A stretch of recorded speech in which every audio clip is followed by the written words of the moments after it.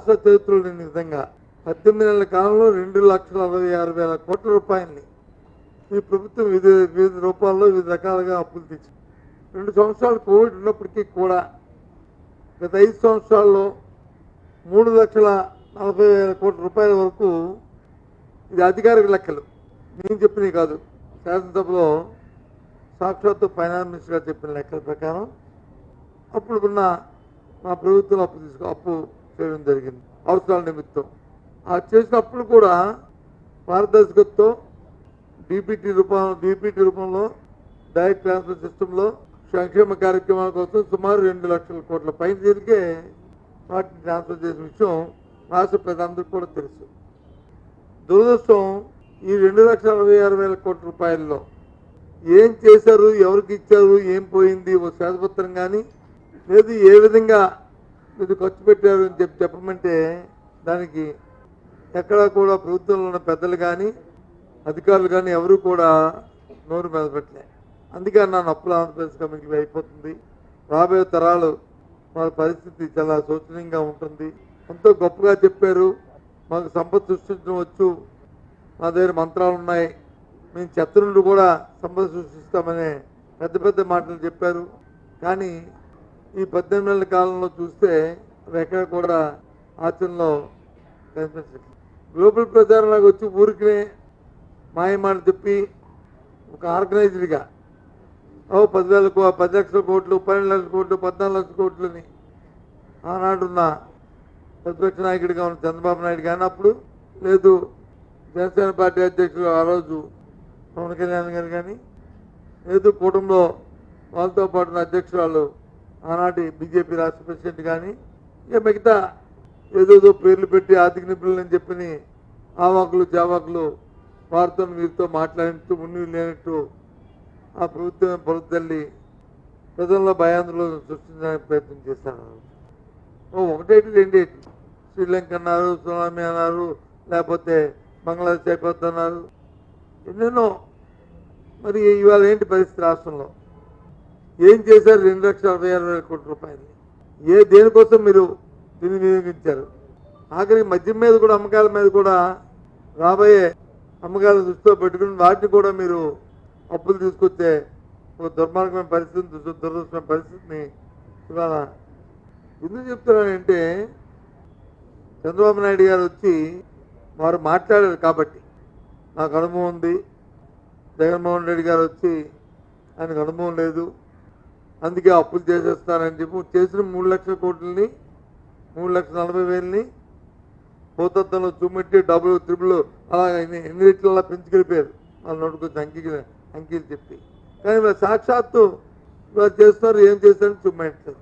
వాళ్ళు చేసిన దానికి లెక్కలు చెప్పాం, ప్రజలకు ఇచ్చాం, ప్రజల్లో కొనుగోలు శక్తిని పెంచాం, తద్వారా జీడీపీ పెంచాం. కానీ ఇవాళ అవి ఎక్కడ కనిపించలేదు. కానీ చెప్తున్నారు ప్రతి నెల చూస్తుంటే వచ్చి రాష్ట్రానికి వస్తున్న ఆదాయం పక్క నుంచి ఎలాగా తరుక్కుపోతుంది. ఎందుకు తగ్గుతుంది? కారణం ఏంటి? జిఎస్టీ ఎందుకు తగ్గుతుంది? ప్రజల్లో కొనుగోలు శక్తి లేక, ప్రభుత్వం తాలూకు పరిపాలన విధానం దానిలో ప్రతిబింబిస్తుంది. దీంతో పాటు ఏ అంశం తీసుకున్నా సరే, అటు విద్య కానీ, అటు వైద్యం కానీ, అటు శాంతి భద్రతలు కానీ, ఇటు వ్యవసాయం కానీ ఏది కూడా అప్పుడు మార్పు లేదు. అన్నీ కూడా భారతదేశంలో మిగతా రాష్ట్రాలతో పోలిసి చూసుకుంటూ సూచికల్లో దిగువ నుంచి 1, 2, 3 స్థానాలు ఉన్నాయి తప్ప ఏవి పై నుంచి 1, 2, 3 స్థానాల్లో ఏ ఒక్కటి కూడా లేదు. కనీసం రైతుకైతే గత ఖరీఫ్లో చూసాం ఆయన ఇబ్బందులు పడ్డారు.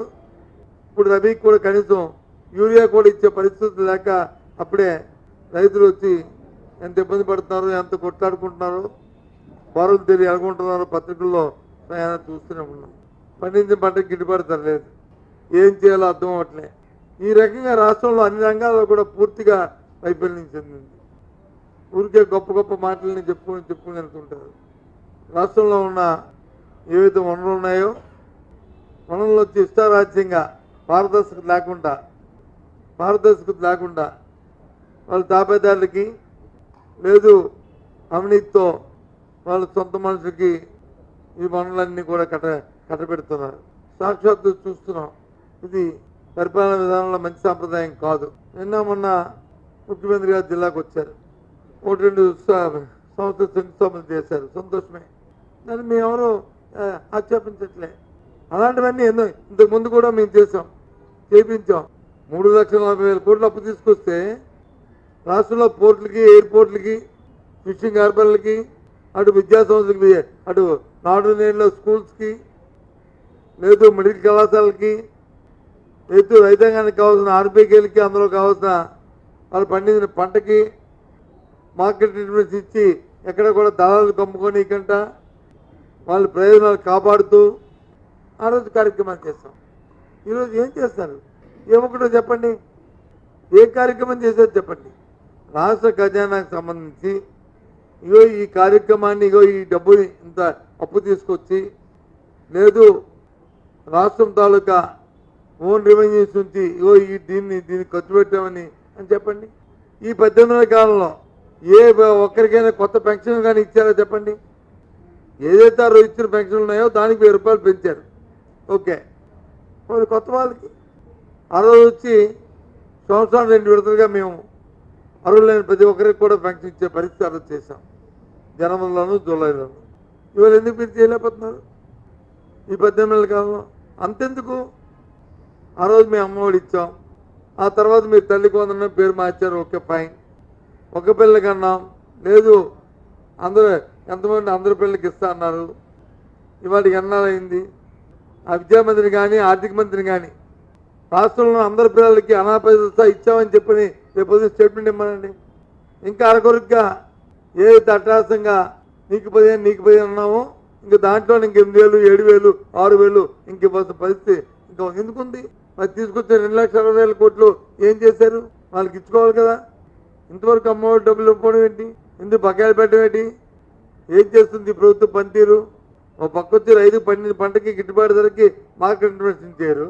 ఓన్లీ మీరు అట్రాసంగా సూపర్ 6 సూపర్ 7 అని చెప్పిన ఆ స్కీమ్లు వచ్చి 100% అవి పూర్తి చేయరు.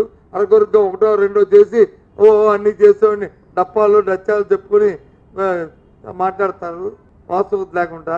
ఇవాళ వచ్చి ఇవి మాట్లాడతారు. ఎక్కడ చూసినా కింద స్థాయిలో, క్షేత్రస్థాయిలో ఏ ఆఫీసుకు పోయినా, ఎక్కడికి పోయినా, ఏ కార్యక్రమం పోయినా చేయి తడపందే, అవినీతి లేనిదే కార్యక్రమాలు లేవు. పూర్తిగా పట్టిపోయింది అన్ని అంశాల్లో, అన్ని రంగాల్లో కూడా.